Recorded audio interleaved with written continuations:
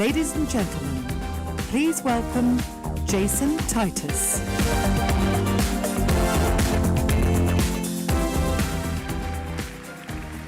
Good morning, everyone. I'm Jason, and I lead the Developer Product Group at Google. I'm so excited to be here with all of you at Google Developer Days Europe. This region is an amazing one. So Adiko's story is just one of many that motivates us to continue programs like this.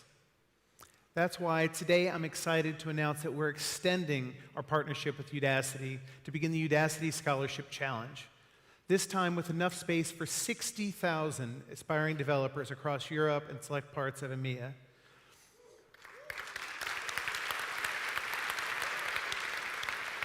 And we're also expanding the scope to include both Android and mobile web development. So please visit the website to sign up and learn more.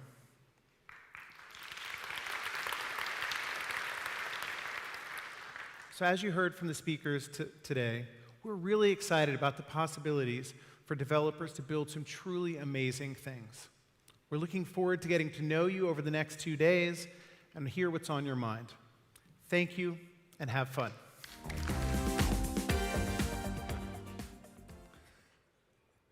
Hey, hello, and welcome to Krakow.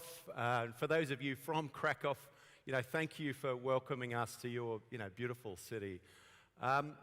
Here is actually a photograph from the last time I was in Krakow when the temperature was like minus 20 degrees. Actively working with PWAs and new web APIs. Check out their work.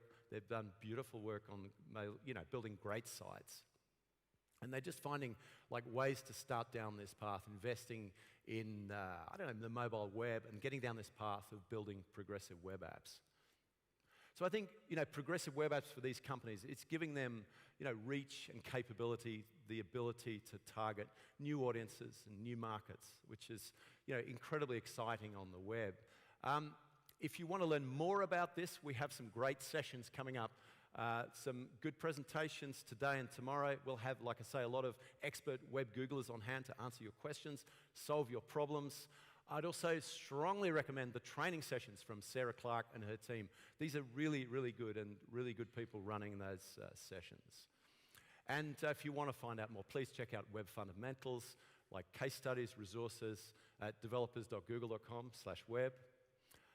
Most of all, please feel free to come and talk to us, any of the Googlers. There's a bunch of web Googlers here. We're here to learn what you're doing on the web, what we can do to make the web better, and to help you, build better experiences for all your users.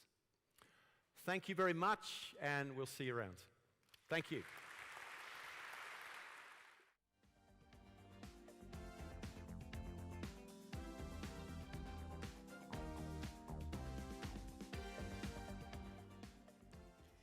Hello, everyone. My name is Eva Gasperovic. I'm a developer programs engineer here at Google. And I'm very happy to see you here at today's session, and especially in the beautiful city of Krakow, which I'm very proud of. So welcome. My intention today is to check what can be done to provide better experience for them.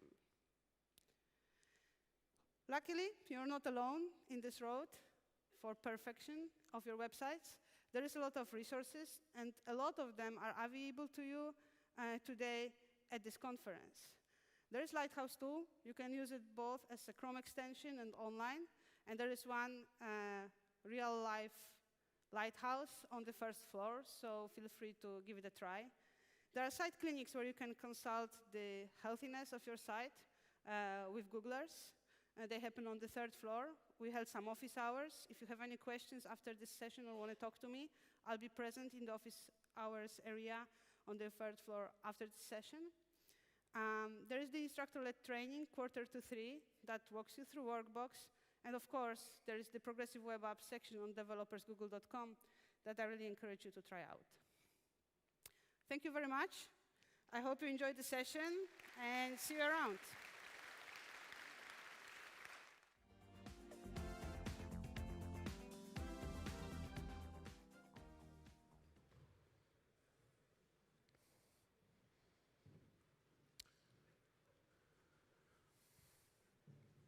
I'll wait for people to settle down.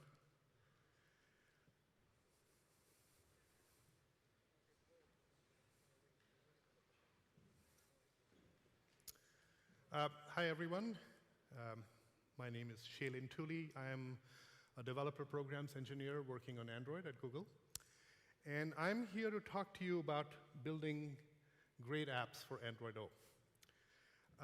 Greatest, most expensive location updates all the time. Probably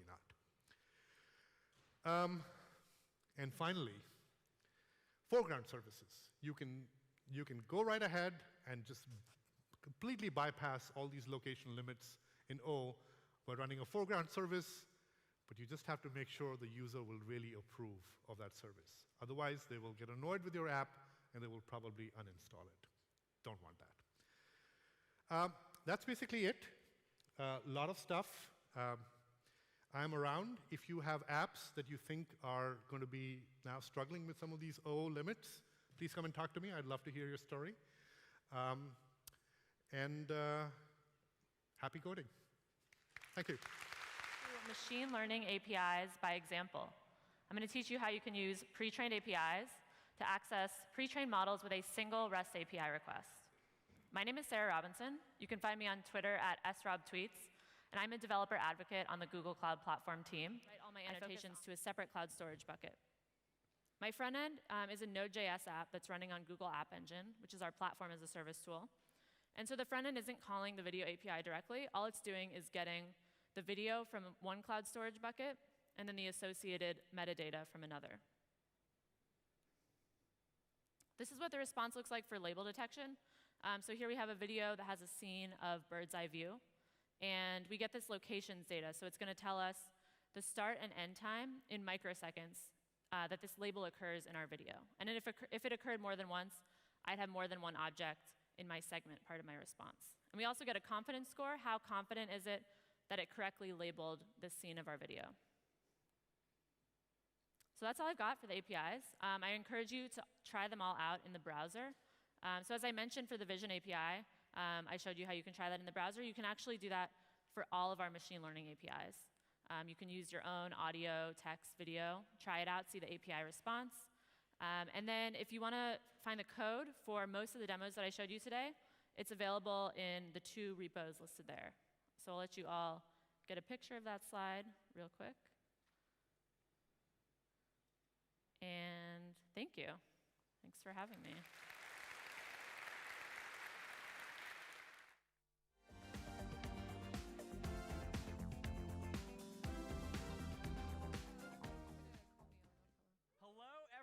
All right, can you hear me? All right.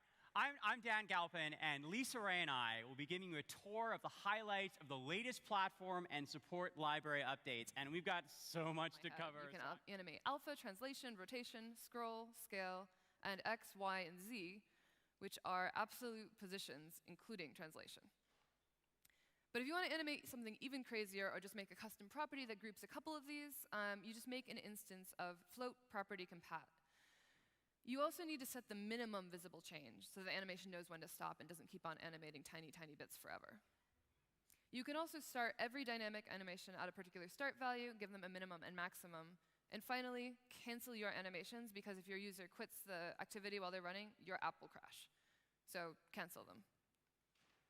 These APIs are available from Jelly Bean and above.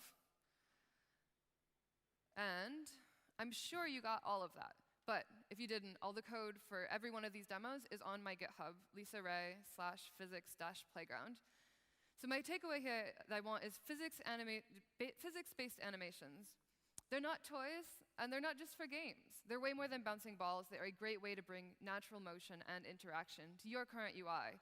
So I look forward to seeing what you make with them. Thank you.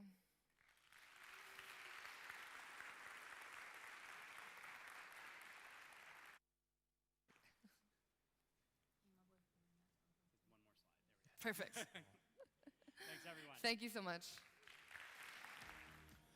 Hi, everyone. I'm Tom. I'm one of the technical leads over on our VR and AR efforts at Google. My team specializes in developer productivity tools. I'm really excited. Just one.